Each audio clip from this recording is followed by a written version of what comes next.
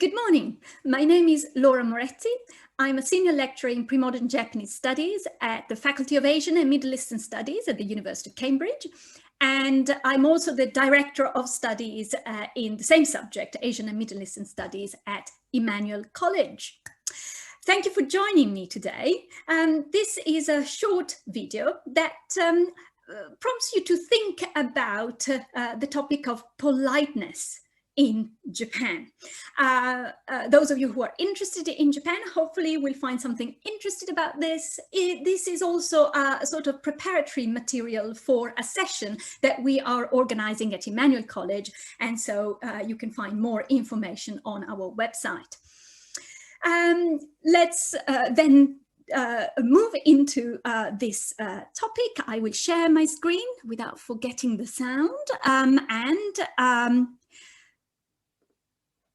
indeed, today's session is around Japanese politeness. As you can see here, we have a little rabbit and a frog, which are inspired actually by a 12th century scroll. This is a modern reinterpretation of them exchanging business cards. So today we'll look at 4 different aspects of politeness in Japan. We will look at how contemporary Japan fosters knowledge about politeness, etiquette. We will look, sorry, I will have to move my face. We will look into how greeting can be extremely and wonderfully complex.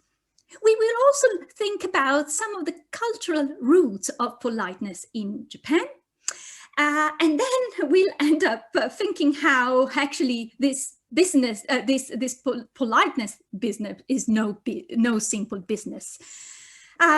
So let's start thinking about how contemporary Japan provides information for Japanese people on how to behave politely.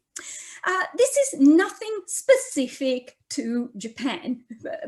Teaching people or giving resources for people to behave politely is something that is shared in many cultures, including the British culture. You may have heard of Debrett's Handbook of British Style, Correct Form and Modern Manners.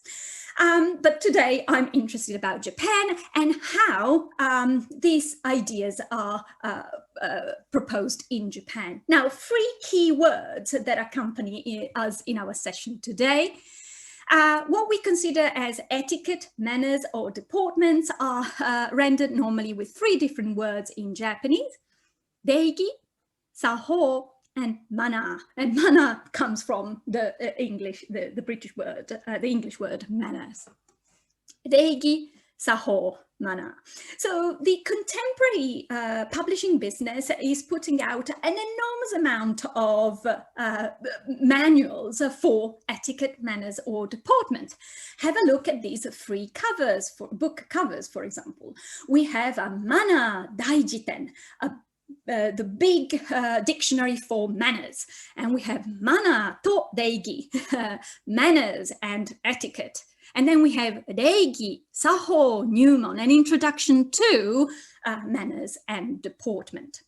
Now, these materials are actually very, they are marketed in a very interesting ways and giving light to different facets that go together with etiquette. For example, here we have 3 book covers that insist on linking this idea of deportment, of etiquette, with Japan.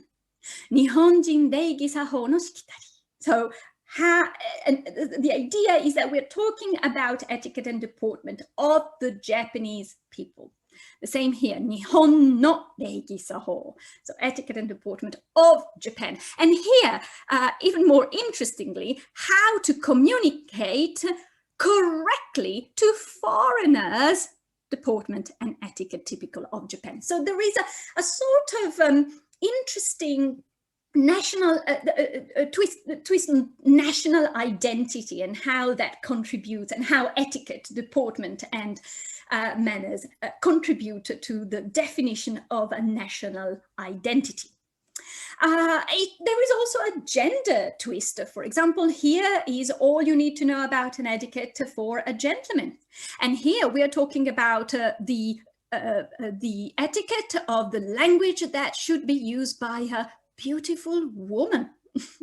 It's quite interesting here because woman has the reading of hito for just person, but still the idea is that we have a gender aspect, and here we even have a sort of not really class as such, but this idea that this is what a person, and here we have again a lady, of good upbringing should know. So as you can see, there are different facets that are connected to national identity, connected to gender, and across ages. So we do have here the deportment that the children needs to learn so that they can be very successful in life. But here we have the manners of adults, and here we have business manners. As you can see, they are exchanging their business card. In this case, not a rabbit or a frog, but more likely human beings doing so. So as you can see, there is an attempt to market etiquette as something intrinsically Japanese. If you want to be Japanese, this is what you need to know. There are slight variations across gender, and this applies to all sorts of ages. I just stop sharing for a second. As you can see, this is one of the books, another books that as you can see, gives you fantastic illustrations inside, and you can have again pictures of how, for example, let me get there, you should stand, and so on and so forth. Okay, let's share again. And let's think about how greeting can be wonderfully complex. Those of you who already study a little bit of Japanese, either at GCSE level or on your own as a hobby, you might have encountered this expression, which is one of the very first you learn for introducing yourself. You say your name and then you add this. Which is the equivalent of I am, you are, he is, the copula in jargon. Okay, Laura Moretti this, in my case, right?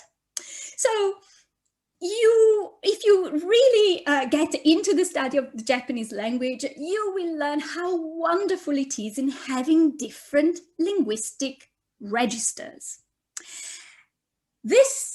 Let's see what they are. So in this case, I am talking in a register, which is the polite register. That means that I can use this sentence with people I don't know. I meet somebody for the first time, I say my name. I don't know what their social standing is or their age is. This is polite. I can use it very safely in all sorts of situations. But let's say that I am back when I was 17, I wish that was the case, and I am meeting other 17-year-old people, and I want to appear cool, in particular if I am a male. I want to be a cool dude. So I will not say Laura Moretti this. I might revert to a plain form, Laura Moretti da.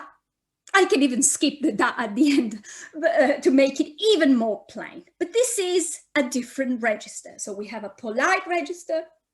Below we have a plain form that I use among people who are either of my same area, with whom I can be very informal, and not in the case of a first introduction, but when I am with very close friends, I can slip into plain form.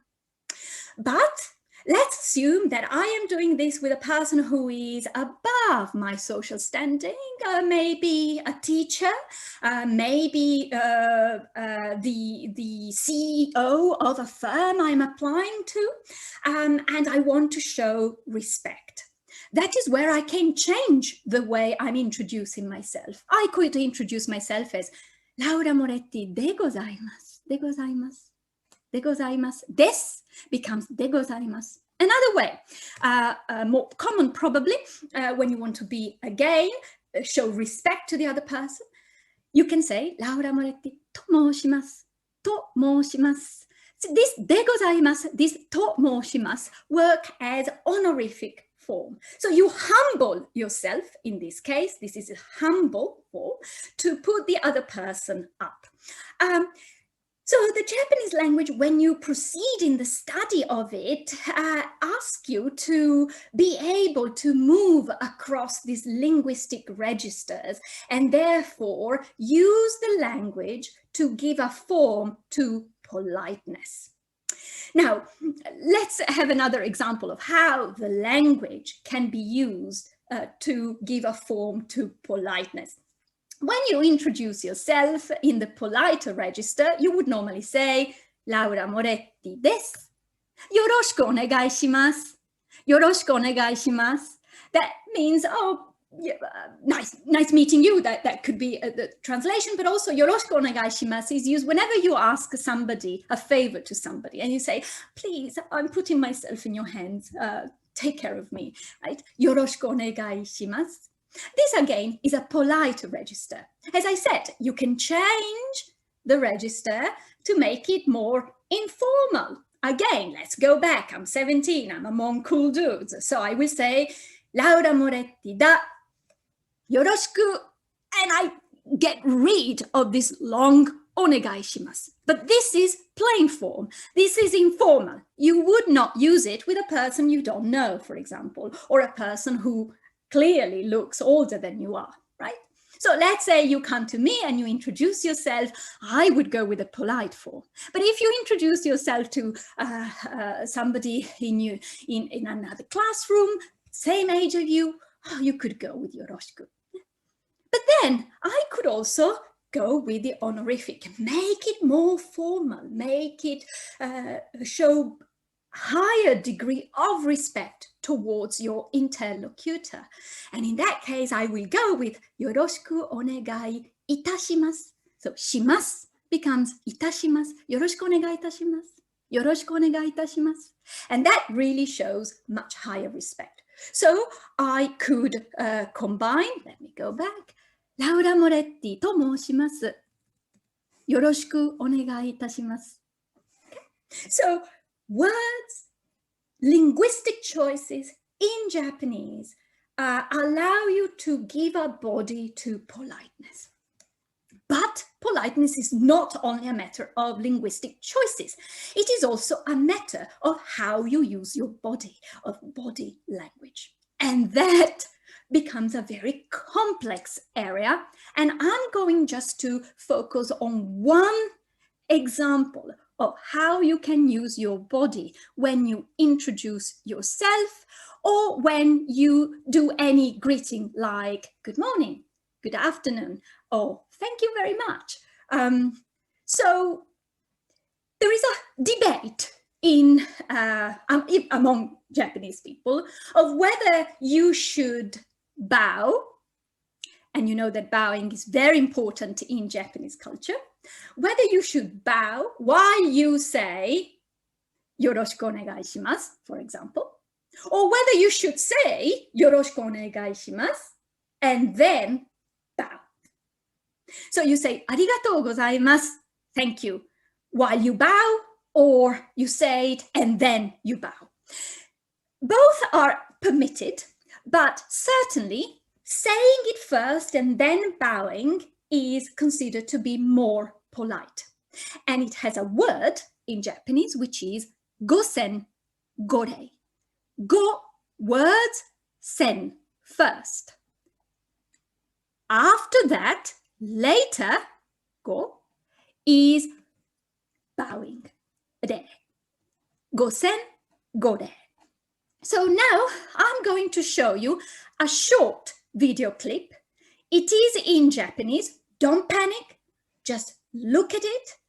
Listen to it. If you have a little bit of Japanese, you may pick here and there a few words. If you are a little bit more advanced in Japanese, you may understand a little bit more. If you don't understand anything, that's fine. What I will do is run the clip, then we stop, we go back to the same clip, and I will explain in English what is going on to understand how this gosen gorei works. And we will see one form of bowing among many others, one. Okay? So first, a clip. I will shut up for a few seconds while you watch this. Here we go. そのように挨拶とお辞儀を分けて行うことを五宣五礼と言います。まず挨拶ですが、挨拶は言葉で心を届けますので、動くのは口だけです。美しい姿勢で立ち、相手の方を見て、言葉でこんにちはですとかありがとうございますと言葉を届けます。その後お辞儀をします。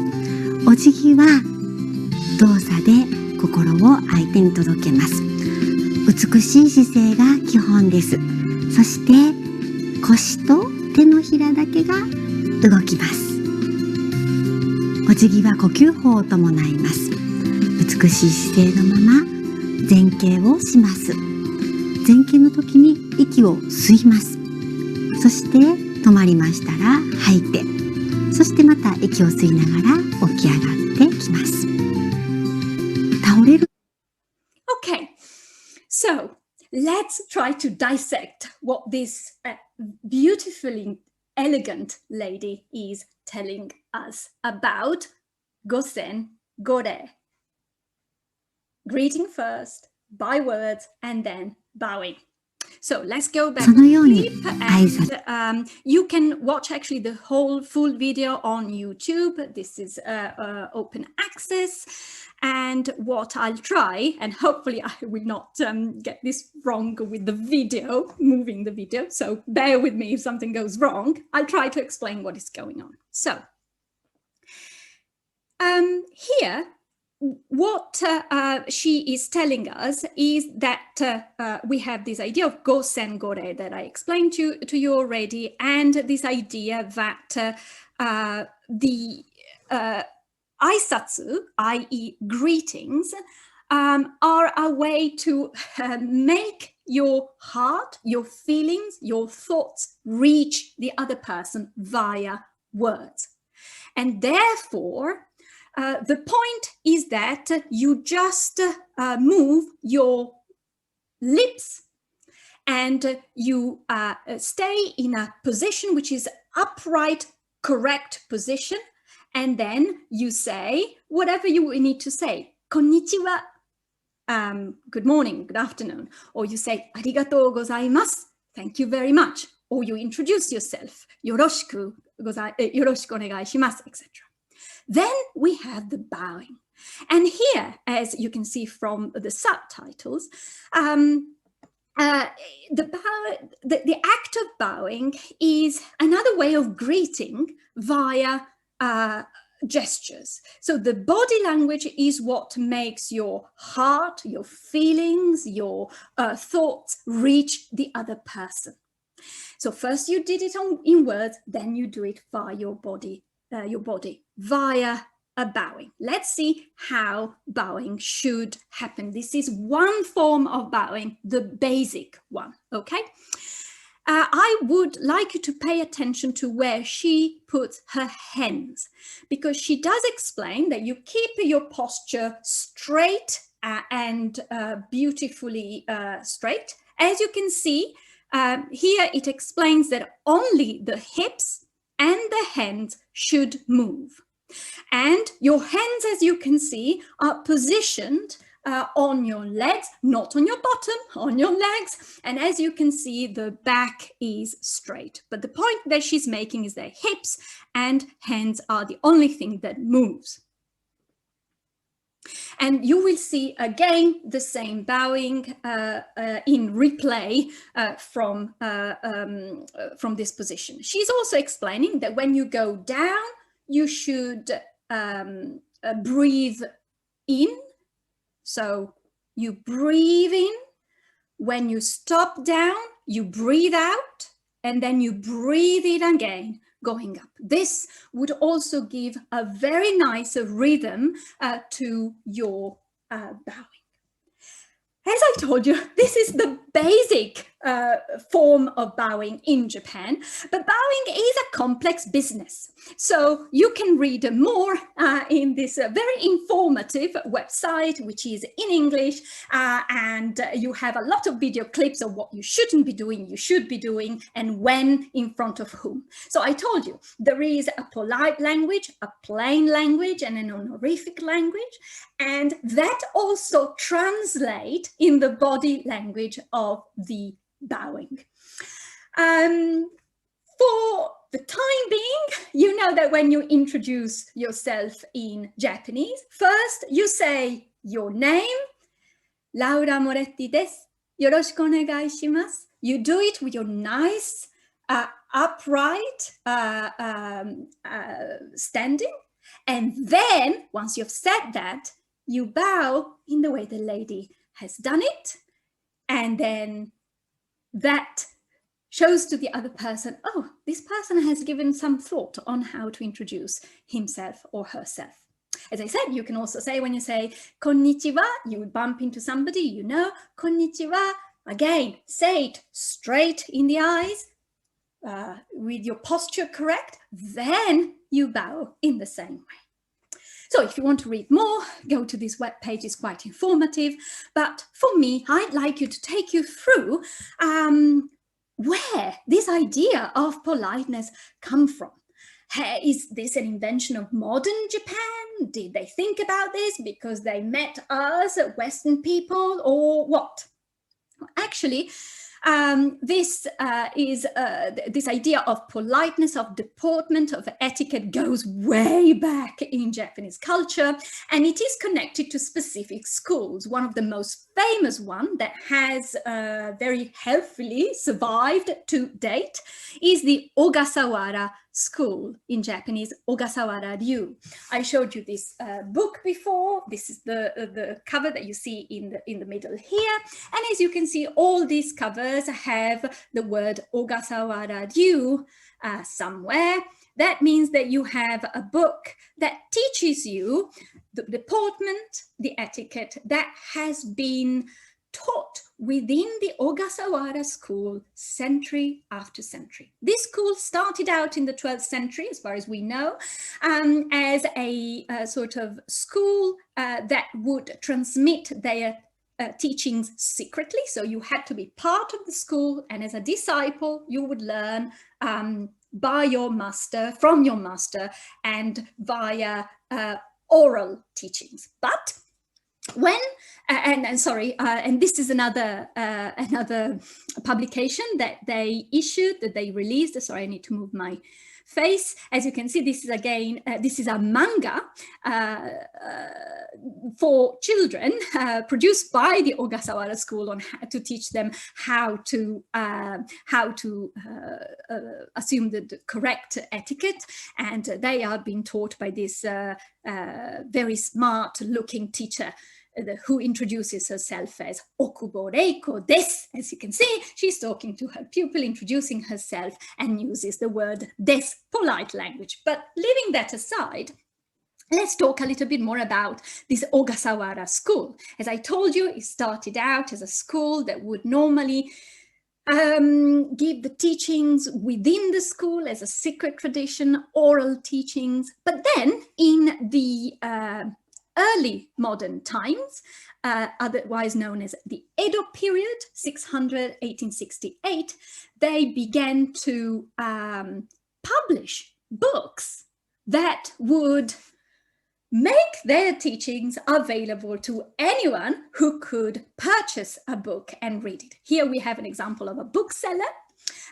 We know that by the 17th century, there were a lot of booksellers in Japan, and a lot of people who could actually read. So these books would look like this. Here I have an example. As you can see, it's a different feeling. I'll stop sharing for a second. It's a different feeling from the contemporary book, right? And as you can see, it's very flexible. And as you can see, it contains a table of contents, and then you dip into the text itself. Okay, I'll share again. And these texts would introduce basic teachings of deportment. So, for example, how you should use your toothpick, how you should talk to people, how you should avoid trotting onto people's belonging when you are in a room shared with other people, and so on and so forth. So we have actually in this text, 100 different items for you to memorize. These books were absolutely a hit in the 17th, the 18th, and the 19th century. They're still a hit today, as I showed you at the beginning of our chat. And no surprise, we also find something about bowing. I'm using this 1807 text that again is a big collection, Kaizen, of the all etiquette, shore, of the Ogasawara school. And here we have vignettes that tell you how to bow. So we have the shinnore, the very formal greeting. And the explanation here says, join your hands and lower your head, as you can see here, to the point that your nose reaches your hands. This is the kind of greeting reserved for nobility. Then we have a gyo-nore, the formal greeting. You draw, not join, you draw your hands together so that they touch each other. You lower your head slightly less than in the case of the very greeting. Your nose is not down to your hands. This greeting should be used for people of same social standing. As you can see, it's all a matter, as I told you before, of how you position yourself to the other person. And then you have the informal greeting, sonore. Lay your hands apart and slightly lower to your heads, as you can see here. And lower your head vertically. Well, you don't go down really. This greeting is appropriate for subordinates when you address subordinates. So as you can see, this is a very different type of bowing from the one we have seen. And thankfully, they're not used nowadays anymore, even though there are some extreme form of bowing that you can see in the website I pointed you to. But the bottom line is that etiquette was a concern for Japanese people across the centuries. And it is a very important business nowadays. Remember what I told you about? Look at the hands of the lady who is standing and is bowing to you.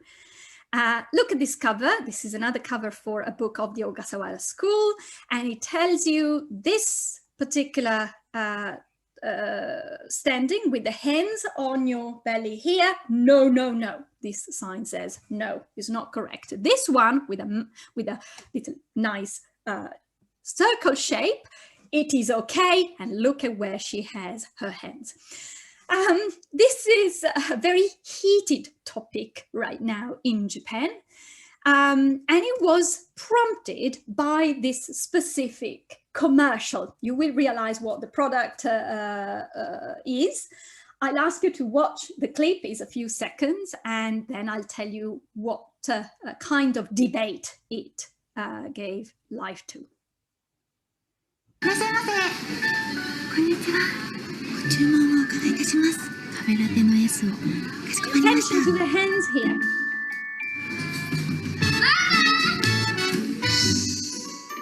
Okay, so the issue was really the posture of this lady here that reminds of the posture of this lady on the cover. And the debate was that this is a type of bowing which is a Korean style bowing, whereas this one is the Japanese style bow that you have seen also in the other video. And this sparked a very strong debate about why should we allow or should we encourage Japanese people, in particular in the hospitality services, to bow in a Korean style bowing way, and not use the Japanese style bowing. So this is a little bit of it is connected to the book covers that we have seen before, where this idea of national identity is deeply entwined with etiquette and deportment. And but this is a little bit more than simply national identity. It borderlines on the idea of nationalism. So the question that I would like you to think about is, how do you view this insistence on what is authentic Japanese, which is part of this debate? As you can see, we started with etiquette. We saw how etiquette, deportment, politeness is given shape via words. We looked at how body language also is molded to give a shape to politeness, deportment, deference. And we have looked at the cultural origins of this phenomenon. And we finish now with looking at how etiquette, deportment, and manners can be entwined with some dangerous sort of attitudes, like a nationalistic attitude like this one. So a lot for you to think about. This the session that, if you sign up for the session together will be us. It is designed for people who have already a little bit of Japanese, either studied it at GCSE level or on your own. We will look at some passages from this book that explain how to greet properly. It explains it to children. And so we will be translating some of the texts inside, and you will have an opportunity to understand a little bit more what is involved when greeting people in Japan. I hope to see many of you, and always remember that to have another language is to possess a second soul. Language learning is fantastic. Learning about other cultures enriches you incredibly. So I hope you can keep up with the study of Japanese, or even get into the study of Japanese. Thank you very much for staying with me for about 30 minutes. Bye.